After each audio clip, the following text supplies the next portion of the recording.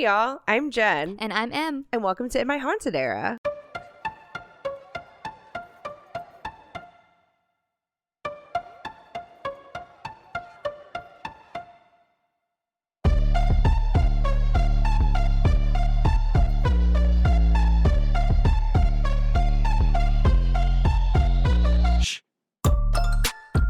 A podcast where we talk about all things paranormal and witchy and spooky and completely unexplained. Today I'll be talking about the Fairfield County Infirmary in Lancaster, Ohio. What?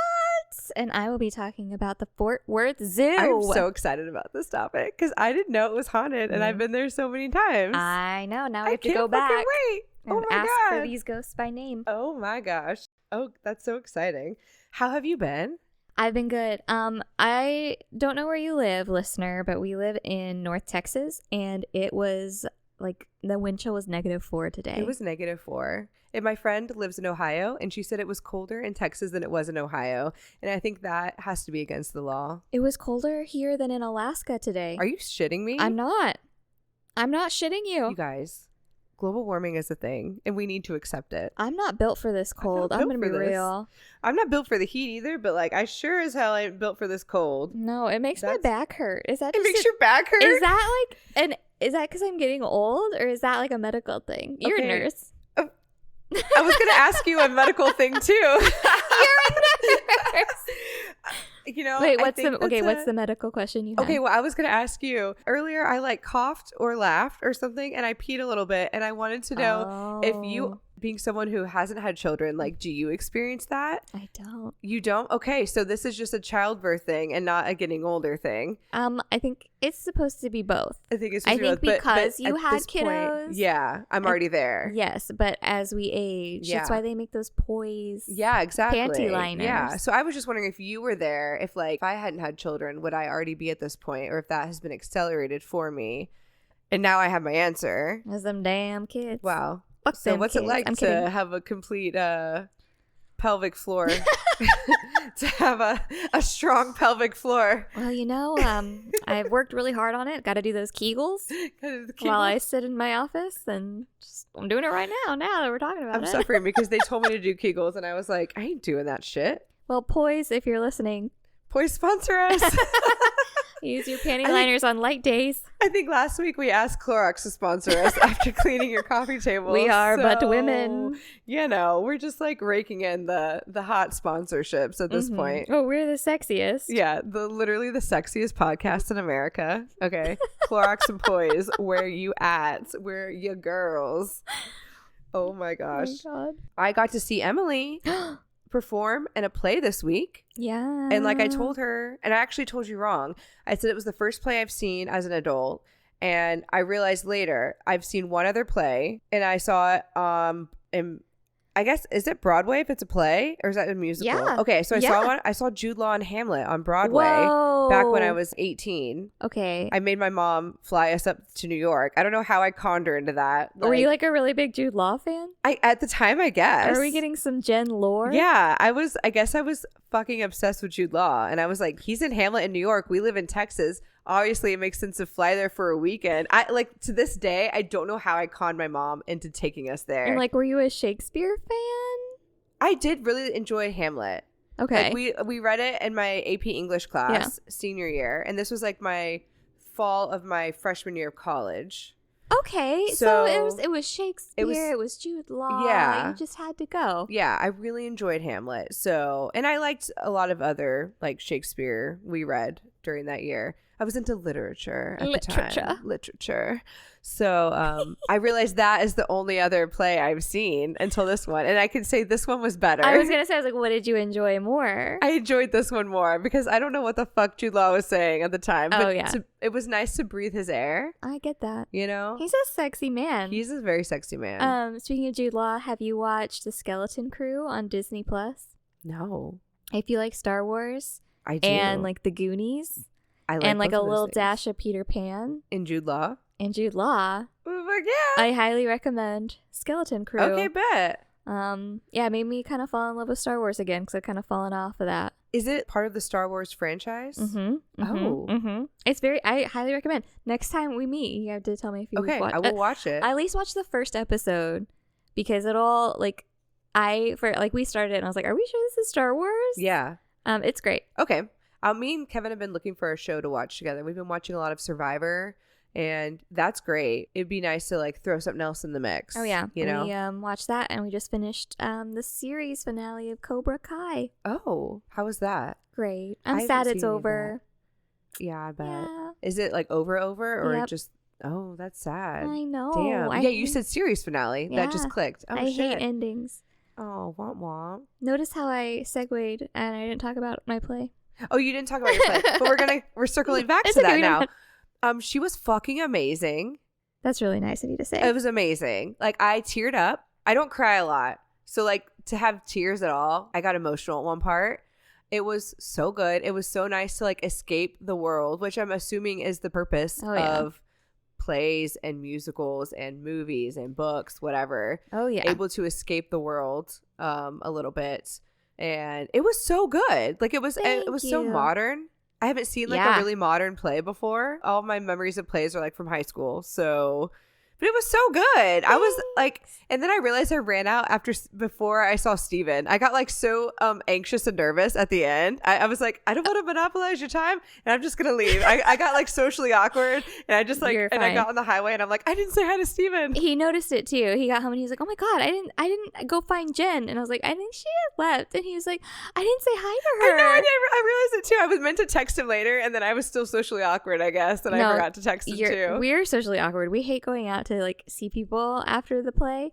Yeah, I was wondering. But like our family was there, and we were like, "Hi, Mom, hi, Dad," and yeah, I'm in a play called Tigers Be Still by Kim. I'm so sorry, Kim Rosen something. Oh, it's terrible. I've been doing this for like 3 months. Anyway, it's a great show. It was written in 2010, so yeah, super modern. Loved it, really and good. Steven directed it. Steven's my husband. If you're new, yeah, I'm trying to look up. It was so good. Oh, like, Kim Rosenstock. I didn't want to tell you the but yeah, she's great. I'm sorry I forgot her last name. It was fantastic. Thank you. It was so good. Yeah, I texted Kevin after. I was like, do they come out after? Like, should I wait? Because it was like a bunch of random people standing in that little like foyer area. And I was like, I didn't want to stand there awkwardly if you guys weren't going to come out. But I also didn't want to like leave if you were. And just kind of bail. So I was like staying there for a second, and then thankfully you came out, and I was like, oh, thank God. But Kevin was like, they'll come out, just wait. And I was like, okay. And I was like cursing that he wasn't there. Poor thing. How's he feeling? Oh, he's fine. Okay. He was better the next day. Okay, good. And then he gave me what he had, and then I was better the next day. Oh, no. So it was like a very rapid cold or whatever. I still probably sound kind of nasally. So sorry, listeners. Okay, it's also 15 degrees outside. It is 15 so it could degrees. be that. Yeah, it's appropriate for the weather, I guess. I was going to ask you something. Kevin, he was sick. Theater. Don't remember. That's okay. If it comes back, it comes back. Yeah. Yeah. But yeah, Emily was amazing. That's very nice. It was so good. I loved it so much.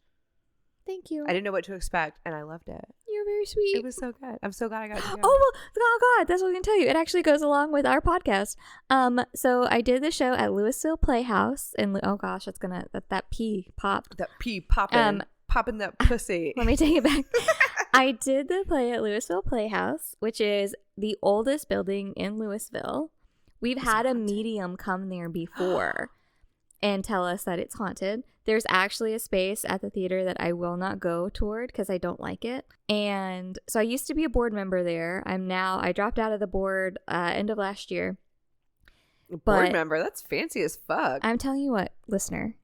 Okay, there's going to be a moment in your life when you're a little older and you're rewatching Gilmore Girls and you think, I want to be a contributing member to my community. And you're going to be like, hey, I love theater and I love my community. I'm going to join the board. And you're going to join the board and your soul's going to die.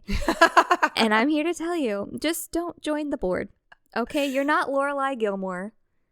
All right? So you Lorelai Gilmore too close to the sun. I fucking did. Hearing. I was rewatching it actually for the first time. And I saw all of like the town hall meetings that they would do. And I was like, oh my God, I love the city where I grew up. And I want to be like, you know, a part of the community. And I want to help the theater. And so But then I dropped out because I was like, y'all, I can't do this. You Lorelai'd too hard. Lorelai'd way too hard. Too hard. Guess what? I'm not Lorelai. No. You're Emily. I'm like Yeah. I don't think I could do that either. I don't have the social battery for that. This really is like didn't. the extent of my social battery at this point. This and work, this is it. Yeah. This is all I've got. That is so funny. But anyway, we should But yeah, so it's haunted. What area is it that you don't want to go? You don't like to go into?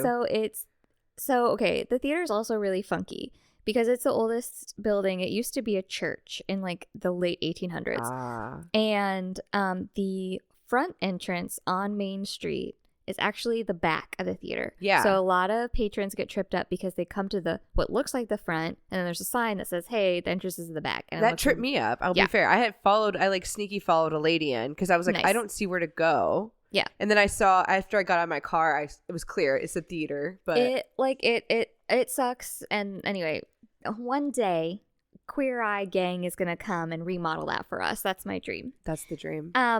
But anyway, so at the back of the theater, which is technically the front, there is like a stairwell that goes up, and it's always really dark, even when you have the lights on. It's really cramped and small because I guess in the 1800s, everyone was really skinny. And it just makes me feel claustrophobic. It's also just eerie. Where does it go? It goes up to, there is, a second level where we will put like the band if we do live musicals. Okay. So we'll set them up there. And I've only been up there once, and not by choice. Like I at a work day, which is where you go and build the set and paint and all that. I was useless because I didn't know how to work any of the power tools. Feminism. And I was like kind of nannying the director's kids at the time, and they were super cute. Loved them. And like they wanted to go up there. And I was like, oh no, guys, let's like not. And then they went up, and I was like, oh my God. And so I had to follow them. So if we ever, I don't love that space. I'll go with you. Does it just give you like creepy vibes? Yes. Or like, I don't know. There's something about so anyway, the medium that came, because they did this tour of Old Town Louisville for like the centennial or something. And the medium that came said there was a presence. I think there were two. There's a man and a woman. And I'll have to get more information on it. Maybe I'll do an episode on it. That'd be cool. But it's a spot in the theater I don't like to go to. Interesting. And it's dark and creepy, and it gives me bad energy. Oh my gosh, that is so crazy. Yeah, it's weird. And I just never thought about it until just now. But that's so crazy. Oh my God. If I had known, I would have brought some dowsing rods, you know? See, but I just avoid it. I try not to even think about it when I'm there. Yeah. Because it's like the backstage area. Yeah. And it's just not cool. Oh my God, that's it's really cool close to our prop room. Okay. The prop room. So you have to like go near it. Does anyone else get any weird vibes? I've never asked. Yeah. I've never asked. There was a cast member once a couple of years ago who would sit in the stairwell when they weren't on stage. Oh. And I was like, interesting choice, because I can't even walk over there. That's so weird. You must be really sensitive. I think I am, and I don't know if that's my ADHD. See, I think I'm not as sensitive because I have ADHD. Really? Yeah. Because I always thought it was just anxiety. Yeah. But learning more with like, who I am, I'm like, oh no, I think I might have undiagnosed ADHD that shows up in really weird ways. That's interesting. Yeah, because I feel like my ADHD is something that prevents me from being more sensitive, because I'm just like globally unaware of my surroundings. I'm aware of them, but like I'm so entrenched in my inner monologue and things that I have going on in my brain, like what I have to do that day. And I'm trying to remember all the things I'm like supposed to be doing.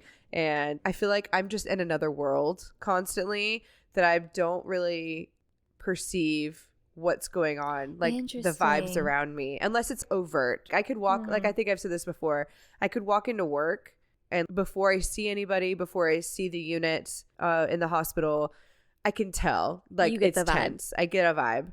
But like that's the only real time really that I feel that way.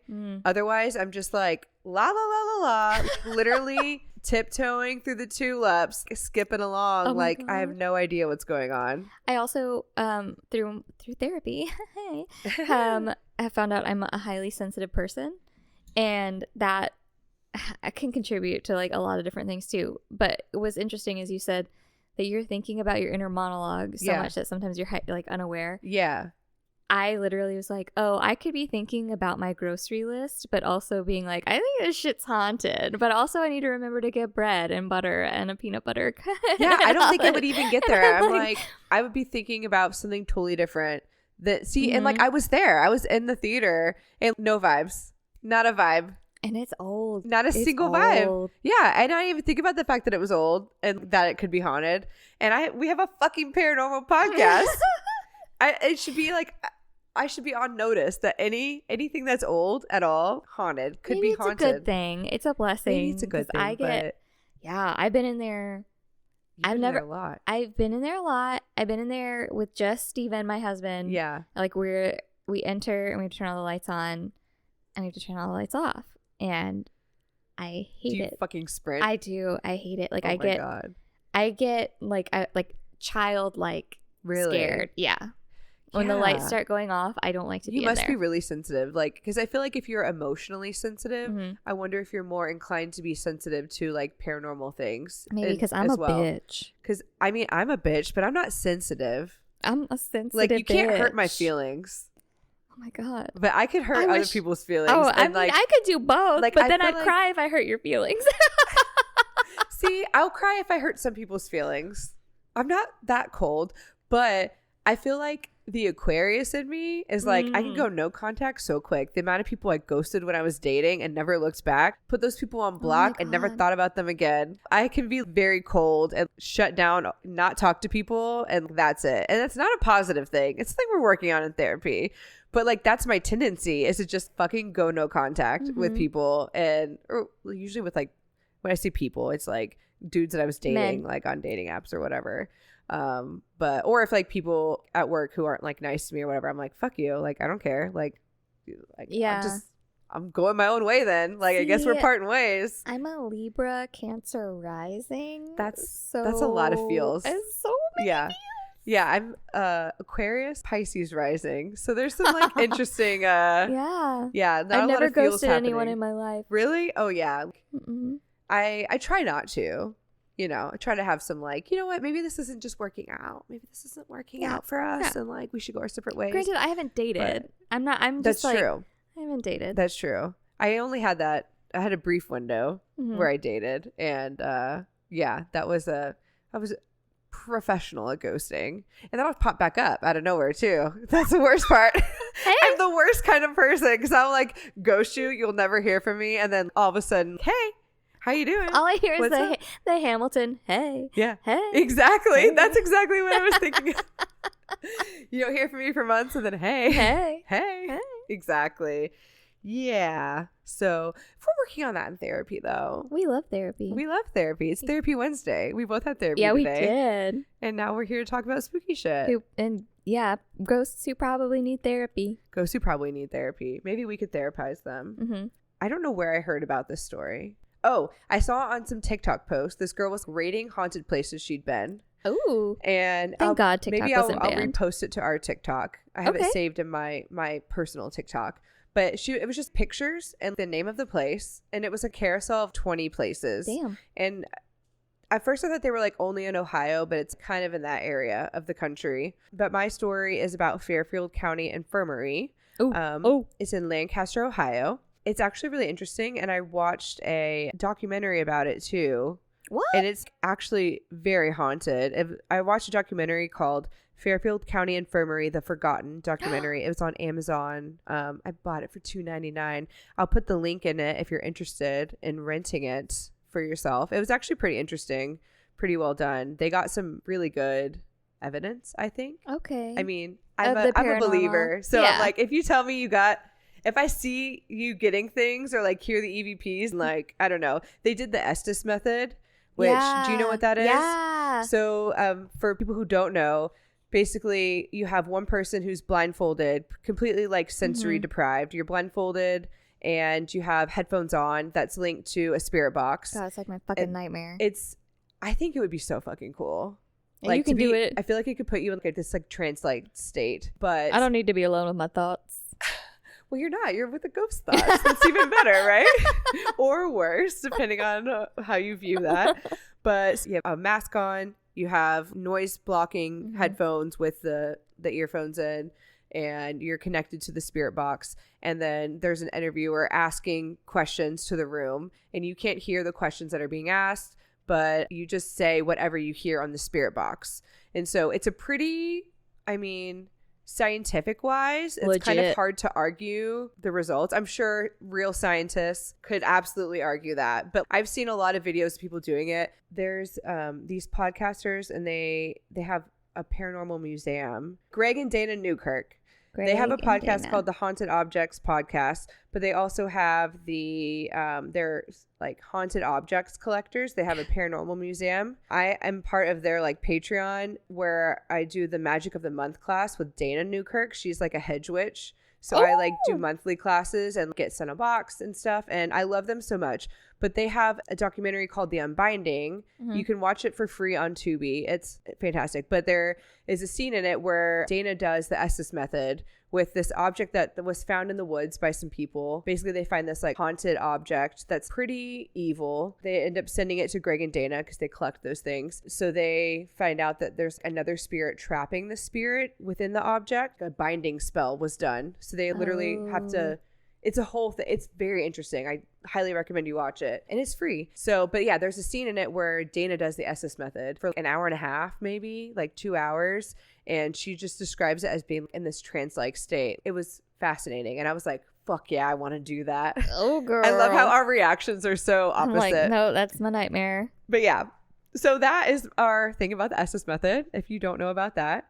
But that documentary was a really good example of what the Estes method is, either in this one that I'm talking about for the Fairfield County Infirmary or the Unbinding. 10 out of 10 recommend either. So the Fairfield County Infirmary in Lancaster, Ohio stands as one of the most historically significant and haunted locations in the area. Operating for over 150 years, it served as a home for the poor, mentally ill, elderly, orphans, and even criminals, many of whom spent their final days there. Due to its long history of hardship, neglect, and death, the building has become a hotspot for paranormal activity, attracting ghost hunters and thrill seekers from across the country. It was established in 1828 as a simple wood frame almshouse to shelter the destitute. The infirmary catered to the elderly, disabled, widows, orphans, the insane, and even criminals. Like many similar institutions of the time, it was intended as a refuge, but due to overcrowding, inadequate medical care, and limited resources, it became a place of misery and suffering. Many spent their lives here, and numerous individuals passed away within its walls. By the late 1830s, the almshouse became overcrowded, prompting the construction of a new brick and stone building in 1840, which became known as the Fairfield County Infirmary. By 1865, further expansion was required to accommodate an influx of people, including widows and disabled veterans from the Civil War. Which is like... when they mentioned the Civil War, I was like, holy fuck, that's old. That's old. Like, that's like, I get like 1800s. That is obviously, when you say that date, it's old. Oh, yeah. But saying the Civil War in connection to it, I don't know, that put it in perspective somehow for me. Holy fuck. Yeah. That's not like it, because I was, you imagine in your head, like the story you're telling, and I was not imagining the garb of the Civil War era. Exactly. So now I'm there. It like puts it into perspective a little bit. So in the late 1800s, the infirmary continued to expand, adding both its main building and several outbuildings. By the end of the century, the property featured a farm, a laundry facility, tenant houses, and a pauper cemetery at the rear. Oh. Yeah. By 1903, the facility housed 83 residents, the most it had had up until that point. And in the decades that followed, it modernized with the introduction of gas lighting and heating in 1917 and indoor plumbing by 1926, baby. Hell yeah. They were shitting in toilets. No more poop towers. The Raging 20. Was that what it was? The Raging 20? Raging? Roaring. The Roaring 20s. We got there. Like, there was an R and an E at the end. We got there. The Roaring 20s, baby. We shitting in toilets. After the Great Depression, the focus on social safety nets and elder care caused a sharp decline in the population of the infirmary, along with similar institutions. Unlike many poorhouses that shut down with the advent of Social Security, Fairfield County Infirmary remained in operation. By the 1950s, it primarily cared for Lancaster's sick, elderly, and permanently disabled residents rather than the impoverished or widowed. And in 1958, electric lighting was finally installed. Dang, probably electric shock therapy. They were able to shit in toilet with electric lights. Oh, God. They could hit a switch instead of light a candle.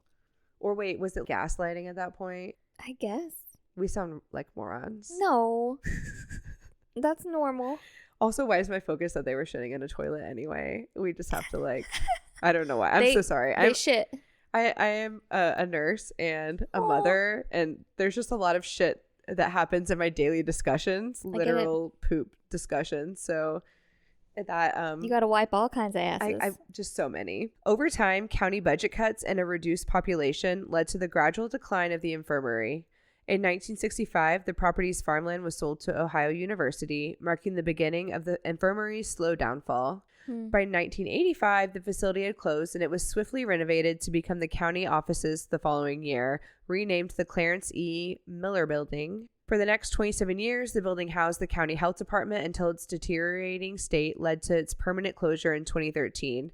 However, the historic almshouse didn't fade into obscurity. Local residents and paranormal enthusiasts, drawn to its rich history, began frequenting the site, leading to regular tours. In 2020, the building was sold, and in the years since has become a prime destination for ghost hunts. So the Fairfield County Infirmary is considered a hotspot for paranormal activity, and its current owner, Adam Kimmel, attributes this to two key factors. One, there's an underground stream, continuously flowing stream, beneath the building, and it's believed to act as an energy source, intensifying supernatural occurrences. Like what? Like those landlines we talked about, or ley lines? Like a literal stream of water. No, I know, but like how they're there's a exactly stream, like a ley line. Yeah, but I think water as a source is like itself in magic and witchcraft. Using water can draw spirits to it and stuff. So because it's got memory. Yeah, exactly. Like in Frozen. I know. We talked about this in episode we keep 1 or 2. 1. Was it 1? Episode 1. How do you remember that? Because I've listened to all these. You haven't listened to any of them? No, I've listened to them. Oh, okay. Yeah. No, so that's why. Yeah, episode 1, I spoke about the tsunami in Japan. You did. That's right. And water has memories. That's right. It all comes back, baby. I probably heard that like 11 times during the editing process, and I still couldn't put which one it was in. Yeah. So your memory is better than mine. And so the other reason why they think it's such a hot spot is because it has a vast cemetery. Behind the infirmary lies a 4-acre cemetery containing at least 1,200 graves, with estimates suggesting up to 1,600 additional unmarked burials, potentially adding to the site's eerie atmosphere. And in addition to the numerous unmarked burials, a previous developer employed ground-penetrating radar to survey the land and discovered unusual dots on the scan, and each one corresponded to a skull. So they found out that the deceased were buried standing upright without any markers to identify them. How fucking eerie is that? To be buried upright? Like, is that to save space? I guess so. That's what I was wondering. But then you have to dig so far down. That is so much further to dig. Because it's what? If a person is, let's say, average 5.5 feet. Yeah. And back in them olden days, they was short. Yeah. And then do you build it like 6 feet below? That's it. How are they digging that like far? How deep are they? It's sad whenever I hear like infirmaries, or not infirmary, but like asylums and stuff. Like a lot of those unmarked graves or people that like or poor, people of color, women specifically too, or like people that they experimented on, because know them bitches were experimenting on the people who didn't have like money or family or any of that. Absolutely. And then they just put them in the ground and probably didn't contact anyone, or maybe they didn't have anyone to contact, and there's nobody that knows where they were. No family or descendants to come in. You said 1,600 unmarked graves? Is that what you said? That's insane. Isn't that insane? Oh, I hate that. So there are several locations inside the house that notably have more activity. The infirmary features an area known as the dungeon, located in the building's attic. So that threw me off for a second, because I was like, a dungeon in an attic? Yeah, like, well, but that works, I guess. Historically, this space was used to detain residents who violated house rules. Offenders were reportedly chained to the walls and isolated from other inhabitants. In addition to the attic dungeon, the infirmary had a jail cell in the basement, but the documentary said it was on the 3rd floor, so I'm not really sure. So it could be actually in the basement, but the documentary showed it being on the 3rd floor. So, if I'm wrong, I'm just going with the information I have available to me. So the jail cell was where individuals faced 24-hour isolation as a disciplinary measure. Oh, geez. And it was right in the middle of the room, kind of. Like there was the room and then there was the jail cell. So it was an odd placement. I'm sure people would be able to hear them screaming in the jail cell and yelling to get out. Jesus. Yeah. Today, the attic dungeon is a focal point for paranormal investigations. Visitors have reported unsettling feelings and unexplained phenomena in this area, contributing to the building's haunted reputation. Room 313 at the infirmary is renowned among paranormal enthusiasts for its unsettling atmosphere and reported supernatural occurrences. Investigators have noted that the room's cage door, designed to contain residents who became unruly, contributes to its eerie ambiance. During investigations, some have reported sensing a malevolent presence within room 313, with feelings of unease intensifying in this area. Additionally, unexplained noises and sudden temperature drops have been documented, further adding to the room's reputation. There are multiple spirits that still call the infirmary home. One of the most well-known is Willie. Willie is a restless spirit said to wander the second and third floors of the infirmary. Witnesses describe him as appearing confused or searching for something unknown. He's often spotted strolling through the hallways, sometimes pausing by the windows as if deep in thought. Another often seen spirit is the little ghost girl. Some have given the name Susie. There's always a little ghost girl. There's always a little ghost girl and a woman in white. Golly. Period. Yeah. Your place isn't haunted unless you have those two things. Yeah. So I don't know. The theater may not be haunted if there's not a ghost girl. One of them's a woman. There's a woman? Is she in white, perhaps? I can't remember. But I know she'd be a woman. She a woman. So Susie's spirit has been spotted lingering in doorways of former offices and near the morgue.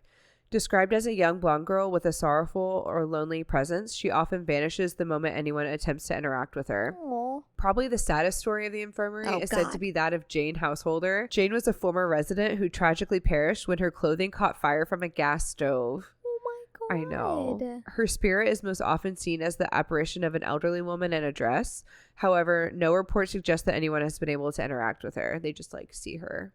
Dang. Now, let's discuss Henry Matthew Hummel. Hummel served as the superintendent of the Fairfield County Infirmary starting in 1917. He and his wife, Minnie, who took on the role of matron, were appointed after passing civil service examinations. During his tenure, local newspapers frequently praised Hummel for his effective management and efforts to integrate community charity into the infirmary. However, Hummel's time as superintendent was marred by controversy. In November 1918, 2 county commissioners moved to remove him from his position, citing allegations of neglect concerning the care of inmates. Hummel contested these claims and appealed his dismissal to the State Civil Service Commission. In July 1924, Hummel was attacked by a 36-year-old inmate who had been at the infirmary for 16 years. Oh, Jesus. Can you imagine, no, going in at at 20 years yeah. old? The inmate struck Hummel with a 3-foot iron bar used for stacking hay, resulting in significant injuries. Yikes. Yeah. Some accounts suggest that this attack was in retaliation for alleged mistreatment by Hummel, though historical records provide varying perspectives on this conduct. Today, some paranormal enthusiasts believe that Hummel's spirit lingers within the infirmary. Reports from investigations have mentioned his name appearing during spirit box sessions, and some claim to sense an oppressive presence attributed to him. And I think people would drive by and see him abusing people. Oh, I believe it. Yeah. I believe it. Drive by or whatever. When was he there? So, I mean, they would pass by. I don't know how ubiquitous cars were in 1917. I think that's when they were just getting going. So when I watched the documentary, Fairfield County Infirmary, The Forgotten, the paranormal investigators had several interactions with who they believed to be the spirit of Hummel. He was thought to be a more malevolent spirit and came through the spirit box and EVPs as a very commanding, threatening spirit who very much believed he was still in charge of the place. And there were also other spirits who seemed to be afraid of somebody. They would say, he's coming, or in that room, or it was they were scared of something. And I think that was the spirit. They were I'm sure. 100%. scared, obviously. Trust no man. Trust no man. There's also a dark, shadowy figure that roams the halls and appears in doorways. Some believe it is a residual spirit, while others think it is something sinister. And several times in the documentary, the investigators would look up to see a shadow figure in the doorway, so this is likely the same entity. Another commonly seen spirit is that of the woman in white, an apparition of a female nurse or caretaker, seen in old-fashioned clothing. She is said to be watching over the spirits of those who died there. Old-fashioned clothing. Yeah. We were talking about old-timey clothing, and I can't remember what episode. Old-timey is my favorite. It was last time. Yeah, it was last episode. Old-timey. Everything was old-timey. There are also spirits of orphan children who lived in the infirmary who are believed to remain, often heard giggling or playing. And the investigators in the documentary, they stayed there for several days. And one or two of them commented that while they were sleeping, they reported hearing children running back and forth up and down the hallway while they were trying to sleep at night. So, yeah. And there's also a spirit of an angry patient. A former resident, possibly mentally ill, is said to lash out at visitors, pushing them or causing physical sensations like scratches or pressure. But that's not all. Visitors frequently hear whispers, moans, and cries, often in empty rooms. Like I said, the sounds of children laughing or crying have been captured on paranormal equipment. Loud bangs, footsteps, and door slams have been heard even when no one is around. Some visitors claim to have been pushed, scratched, or grabbed by unseen forces, which could possibly be the aforementioned angry patient. Investigators have reported sudden cold spots, chills, and an overwhelming sense of dread, especially in the basement. Oh, which we'll get to. Many have reported feeling watched or followed, especially in the basement and upper floors. And the basement, like I said, is considered to be the most haunted and terrifying part of the entire building. A dark, oppressive entity is said to dwell there, making visitors feel intense fear. Paranormal teams have captured strange growls and aggressive responses on spirit boxes, and some investigators claim to have felt an overwhelming force press down on them, making them feel dizzy or unable to move. Oh, I hate that. Yeah. And I wonder if it's strongest down there because that's where the stream is. Maybe. Like stronger. Like energy. Those spirits are able to be stronger and cause more distress because they are able to siphon that energy from the water. Probably. That's my theory. Oh my god, I know. Still stuck on it. Like I think of it as being like when you're on a roller coaster and the pressure you feel when you're go. I mean, I don't like thrill rides by any means, but like thrill rides. I don't. I don't either. I cannot do them anymore physically. Yeah, but like I'm thinking of like the Guardians G-forces? of the Galaxy or Tower of Terror. Oh yeah, where you go up and down really quickly. It's like the pressure you feel when you're going up, but your momentum wants you to go down. That's what I feel. I wonder if that's what it's like. When you describe like the pressure that they feel being pressed on them. I'm like, oh, Jesus. Oh, yeah. That would be so uncomfortable. Sick. Yeah, right? And then people feel like dizzy and sick, like nauseous. There are also reports of paranormal experiences from individuals who worked at the Fairfield County Infirmary when it served as the county health department. A housekeeper showed a colleague a photograph of the old infirmary building where a figure appeared in the window despite no one being inside at the time. Additionally, an administrative assistant working late heard footsteps on the floor above her, even though the building was otherwise empty. Girl, get out of there. I would be like, it's time to, I'm clocking out. Get out. My shift's over. I would not. Time to go. And other staff members have reported hearing children's laughter even when no children were present. The Fairfield County Infirmary remains a deeply fascinating and eerie location, haunted by both the spirits of its past residents and the heavy history that lingers within its walls. From the restless spirits of former patients to the dark entities lurking in the basement, this site continues to draw those interested in its supernatural lore. With every passing year, it cements its place as one of Ohio's most notorious and active paranormal hotspots, keeping its chilling history alive for future generations to explore. And that's the Fairfield County Infirmary. I'll tell you what, infirmaries or asylums, I just do not fuck with. I think I'd fuck with them as an investigator, but I wouldn't fuck with them as a patient. I wouldn't want to be sent there. Absolutely not. That's not the level I'd fuck with them, but I would get a sleeping bag and roll it out. Not in the basement. Hell no. Not in that jail cell. Not in the dungeon, but maybe another room. I'm like, I don't want to bother them. You don't want to bother them. You've already been through a lot. You've been through some shit, and I don't want to bother you. Yeah. I'm so sorry for your everything. Yeah. Oh, man. The infirmary, Ohio. I need to do some research on that. Thank you for sharing. Of course. It was really interesting. I loved it. You ready to hear about the Fort Worth Zoo? I am. I'm so excited about this. Did you know it was haunted? I did not. Me either. It's news to me.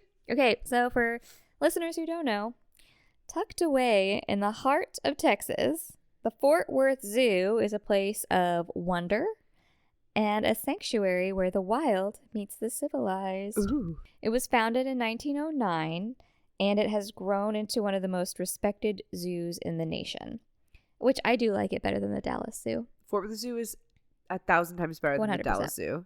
Everyone agrees if you live in DFW. Yeah. But beneath the cheerful laughter of children and the calls of exotic animals, there's a deeper history, one that is written in tragedy, devotion, and some say lingering spirits. Ooh. For more than a century, whispers of ghostly apparitions and eerie encounters have woven their way through the zoo's history. Among the most chilling stories are that of a ghost of Michael A. Bell, a dedicated elephant trainer who met a tragic end. Oh.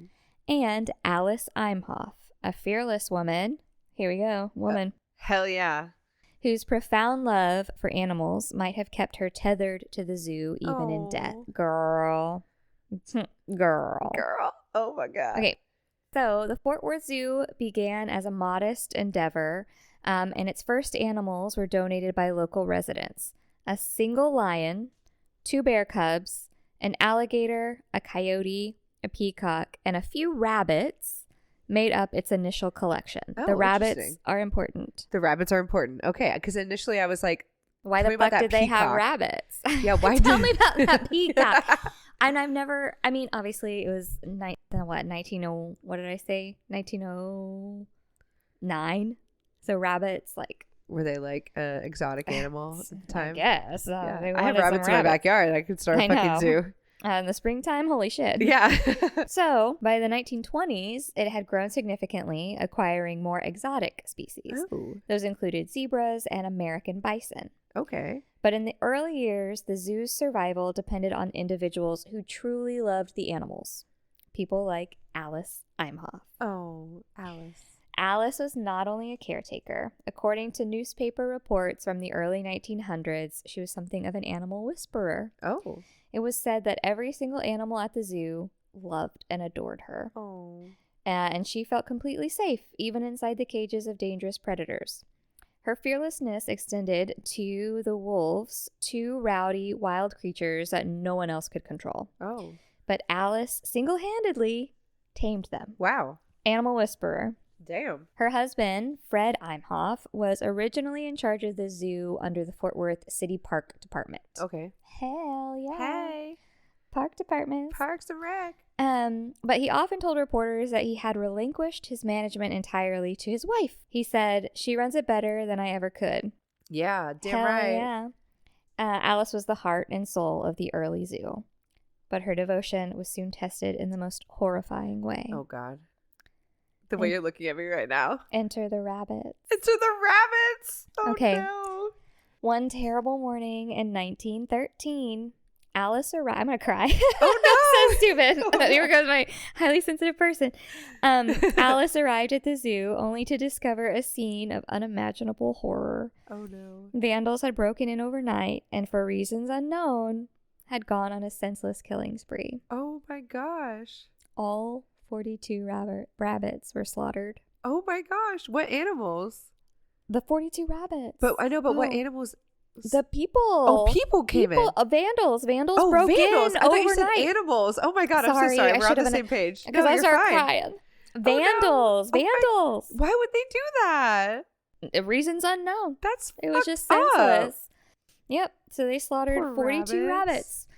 And they left their dismembered bodies strewn across the zoo grounds. What the fuck? Blood stained the dirt paths and tiny lifeless forms lay scattered, turning what was once a place of joy into something macabre. That's so awful. Obviously, Alice was devastated. Yeah. A Fort Worth Telegram article from that year described how she stood over the remains, oh my God, of the innocent creatures. Oh, no. Tears in her eyes and fury in her heart. Yeah. That's the important part.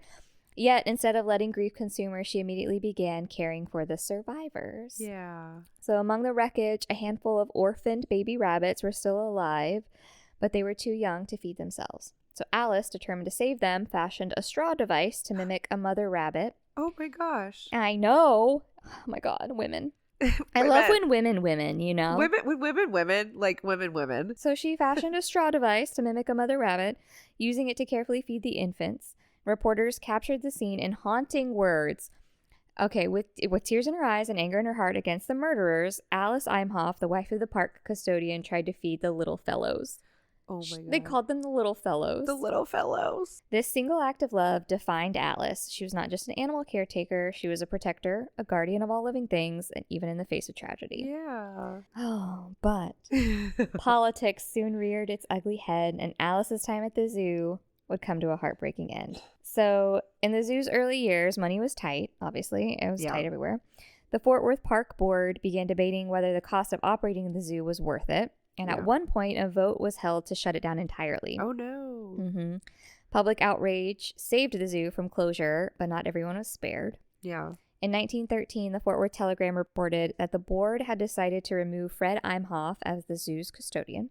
Whether it was due to financial reasons, internal politics, or simply a changing vision for the zoo, Alice and Fred were forced to leave. But Alice did not go quietly. Of course not. She refused to leave the zoo until she was absolutely certain that a competent person would take her place and properly care for the animals that she loved. Good. She was seen tending to the creatures right up until the very end, ensuring they were safe before she finally walked away from the one home she had ever known. Oh. And then, y'all, Alice vanished. What? That was the last time Alice Imhoff was ever mentioned in any newspaper. Oh. No records exist of her later years or her death. What? It's as if after being separated from the zoo, she simply ceased to exist. Oh my gosh. Some would say she never left. Ooh. Guess what, bitch? We have a woman in white. Oh my God. Of course we do. So for decades, rumors have swirled about a woman roaming the Fort Worth Zoo after dark. She is most commonly seen near the older enclosures and the cafe. We need to remember that next time we go. Cafe. Okay. Yep, where visitors report catching glimpses of a woman in, get this, I shit you not, an old-fashioned white dress. Shut up. Sometimes, what time of day do they see her? It doesn't say okay. day. It's just a visitor. So visitors, I mean, it'd have to be during the day. Like during park hours. We'll just go every day. But an old-fashioned white dress, sometimes holding a parasol. What? Oh, like one of them little umbrella? tiny umbrellas. Like an old-timey umbrella? Mm-hmm. Oh, shit. But she never speaks. She simply paces the zoo's pathways. Wow. Her face unreadable. Her presence unmistakable. Wow. I know. What the fuck? Is she Alice Imhoff returning to the only place she ever belonged? Those who believe in her lingering spirit say yes. I say yes. I say yes. They argue that her devotion to the animals was so strong that even death could not break it, that she still walks the zoo's grounds, tending to the creatures she once loved. Oh. Unlike other hauntings, Alice's presence does not seem threatening, but it is undeniably haunting. That's crazy. A ghostly reminder of a woman who once fought for the creatures that could not fight for themselves. Oh. And yet, Alice is not the only spirit said to remain. Who else could there be? Well, I told you she didn't leave until she found someone competent, Oh, that's right? true. So now we're going to learn about Michael A. Bell. Bell. If Alice's ghost is one of devotion, then Michael A. Bell's is one of unfinished duty. Oh. This was in 1987. So, like, for me, that doesn't seem like very long ago. I mean, No. Taylor Swift was born in 1989. Yeah. I mean, that was like only 10 years ago, right? And she's a baby. Yeah. She's a baby. So in 1987, Bell was a respected senior elephant trainer at the Fort Worth Zoo. He was in charge of a 4-ton bull elephant named Sam, a powerful but unpredictable creature. Which I feel like all animals are unpredictable, but Yeah. Yeah, a little bit. it just sucks that elephants are so big. Yeah. Mm. Yeah, I know. And they're so cute. I know. And they have great memories. Do you know that? One day while moving Sam and 2 female elephants into a larger pen, something went horribly wrong. Oh, no. The massive bull elephant suddenly lashed out, and with a single swift motion, Sam struck Bell with his trunk, knocking him down. Oh. So Sam, the elephant, Yeah.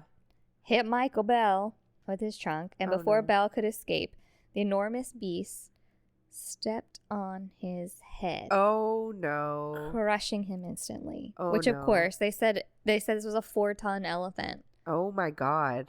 And that scared the shit out of me. Yeah. Like, that's probably... Have you ever seen an elephant step on a watermelon? No. Oh, my God. That's horrifying, though. It's... Yes. I never think about them stepping on anything but the ground. I just see them walking around and Oh my God. don't think about it in relation to me near them. And There's videos stepping on pumpkins, stepping on watermelons. They just like squish and them like it's a bug, right? It's just flat. Like What with the no fuck? effort at all, crushed. So That's- imagine, I don't want to, imagine a head being stepped on by an elephant. I imagined it. I wish I didn't. A 4-ton elephant. Oh my God. Okay. Crushed him instantly, right? Yeah. Michael A. Bell was gone in an instant, obviously. Yeah. But many believe his spirit never left. So staff members have reported seeing a shadowy figure near the elephant enclosures. Oh. A man in work clothes standing just out of sight. Some zookeepers claim that the elephants sometimes trumpet at nothing, Oh. as if recognizing someone unseen. Huh. So here's the deal with that. The part that gets me. Elephants supposedly have the best memories. Yeah. I'm not saying that these are the same elephants from 1987. Yeah, I was going to ask. I'm like, how long do But- elephants live? And like, are these the same ones? I am wondering if, like, I mean, obviously I don't know, but you know how people tell stories and they get passed down. I'm wondering if elephants, like, because there's so much we don't know. We know they have great memories. If they're able to communicate and kind of tell stories too. Yeah. And when they trumpet at nothing, it's just a trumpet of like recognition. Yeah. Of like, oh. That's so true. Maybe. That got me thinking. And would they have recognized that was something to tell? That was even significant enough to them to tell about? Like, oh no, I accidentally crushed that dude. Hey, sorry. Remember that time I crushed that guy? Like, sorry. He was helping us, I think, but like, that's my bad, dog. Yeah. So yeah, they trumpet at nothing. Interesting. The most chilling of all, night security guards have spoken of a mystery figure spotted walking through the zoo after hours. A man watching the elephant habitat, silent, motionless. Before vanishing into thin air. The motionless thing is kind of what gets like creeps me out a little bit.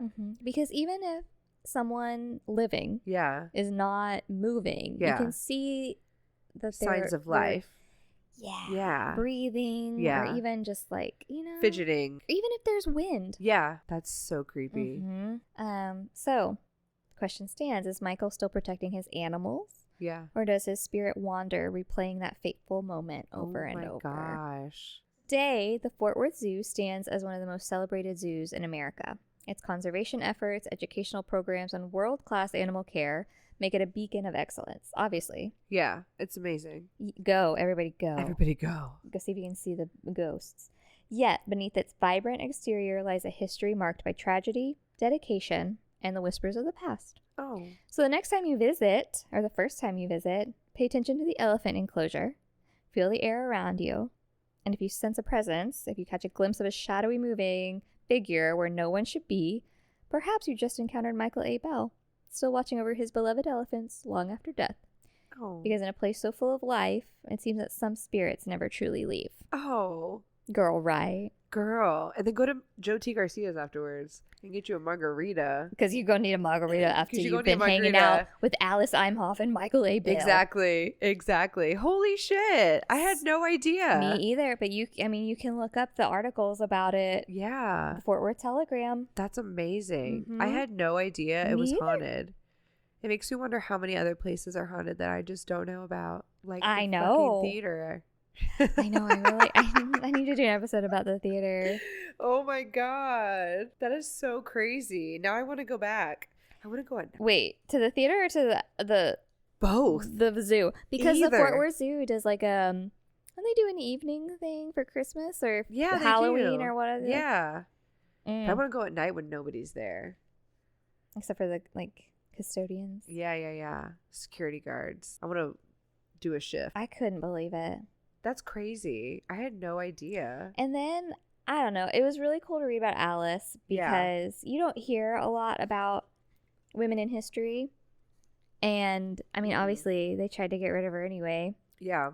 I didn't care about her. I mean, I know her husband was a big part of the zoo, too. But I cared more about Alice. Yeah. And then she was, like, a revolutionary. Yeah. Like, making those straws. They have those for, dogs and cats now that get separated too early from... So I didn't do any research on that, but I mean, I think we would know Alice Imhoff's name if she was credited for that invention. Yeah, for sure. So she probably But she had to be one of like the earliest people to revolutionize that. And I'm so sorry. Only a woman would care that much about some baby rabbits. Absolutely. I'm sorry. Any man would just be like, all right, just... Darwin. Yeah. Survival of the fittest. You sorry you can't live without your mom's teat? Yeah, exactly. Bye. Yeah, they would totally do that. Only a woman would have cared for them. Yeah, well, I just think about baby rabbits in general. Like they're a dime a dozen. At least where we live. Yeah, my dog has eaten bunnies. Oh my god, I know. Kevin told me. Have you heard that story? That he thought it was a toy. We thought it was a toy. Oh my god. It was awful. Alice would never. Alice would have. I turned around in my office. I was playing a video game, and I hear my dog chewing on something. I assume it's food. Because I hear crunching. Oh my god. I turn around behind me to it's been going on for a while, so that's why I'm turning around to look. And I see a headless bunny on the floor, and I just lose my ever-loving shit. And you know what? Kevin made me pick up the bunny and throw it away. I didn't know that. Yeah, he wouldn't pick it up. Like, I went and got plastic bags and stuff. Aww. And he made me pick it up. He wouldn't touch it. That little, like, he was too freaked out to, like, touch it. And I was like, why do I have to touch it? He's like, you touch dead things all the time. Like he was home alone when this happened. No, I was there for both times the dog brought a buddy in the house. When he told us this story, he made it sound like he was the only person home. Literally, no. I was there. I'm the one that witnessed him. I was the one that alerted him to the emergency. I was the one that picked up the bunny and disposed of it. I was the one who caught the bunny the second time and took it outside. Kevin had nothing to do with any of that. He had nothing to do with any of those things. You should have him tell. I mean, when we heard this story, he was my gosh. I was home alone and I heard what I thought she was playing with. It was a toy. And I was like, okay, good girl. She's having fun. Yeah. And then this man. I'm telling you, men rewrite history to exclude women. I was the main character in this story, okay? And he just left me out of it. I have to chit-chat with him about this. Yeah. Oh, my God. And Steven will back me up. Because I've saved him from another buddy. I saved another buddy from her, too. She picked it up in the backyard, and I, like, stopped her and took it out of her mouth and blocked her as she ran away. Was this the one that was found in the playset or something? Yeah. There was, like, a buddy hole under the playset. Told us he did that. No, he didn't do any of that shit. That was me 3 times. 2 times I saved the bunny. I was able to save a bunny. The other time, I was not.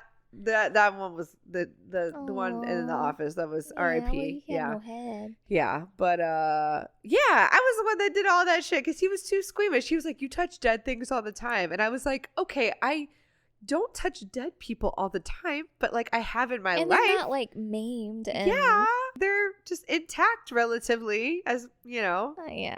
Like what the fuck, Kevin? Yeah, that's wild, dude. R.I.P.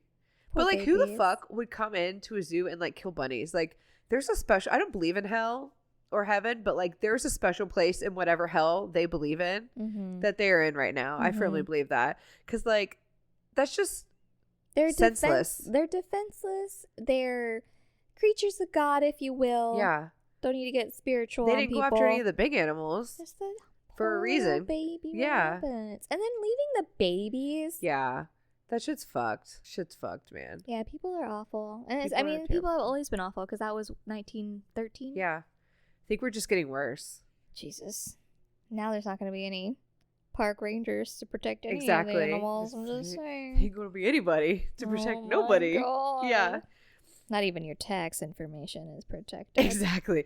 Not to get political. Not to get political, but I went to a protest on Monday. Hell yeah, she did. Proud of you. Yelled at the government for a couple hours. Yeah, I was really proud of you for going. Thank you. Well, thank you guys for listening.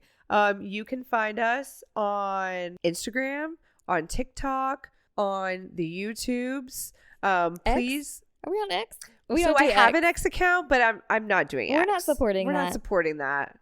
I have a hard time supporting TikTok and Instagram now. Yeah, exactly. We're doing the bare minimum, but you know, we're on Instagram at least. You can find us there, interact with us. TikTok sometimes. I'm not good at the TikTok, we're gonna get there. We're gonna get there, and then we're on YouTube. Please like and subscribe so you can be notified when we have new episodes. Please give us a 5-star rating. Yeah, rate us. Leave us a little message. Leave us a message. Send us your emails, your spooky stories. We'd love to read them on the pod. Yes, we will share them. You got a spooky haunting story? Did you grow up in a haunted house? Did you vacation in a haunted cabin? Do you have family that have experienced haunted things? Because I feel like I found out if you just start talking about this, people are like, oh yeah, I had something weird happen to me one time. Ask your family, ask your friends, write down their stories, send them to us. We want to read them. If you have kids and your kids have woken up in the middle of the night and said some spooky ass shit, send it our way. Let me know. Holla at us. It's inmyhauntederapod@gmail.com. Fuel my not wanting to have kids more. Yeah. If you tell me a haunted kid story, my uterus is going to dry right up. Turn that, what's that called? The clock? Biological clock. Yeah, Shut it off. Shut that down for her. Yeah. Pull the wiring out. Yeah. Just rip that wire, rip the batteries out. Tell me about your scary ass kids. Yeah, throw that clock on the ground, stomp on it. Yeah, tell us about your spooky kids. We want to hear it. Send us an email. Yeah. But until then, we'll haunt you later.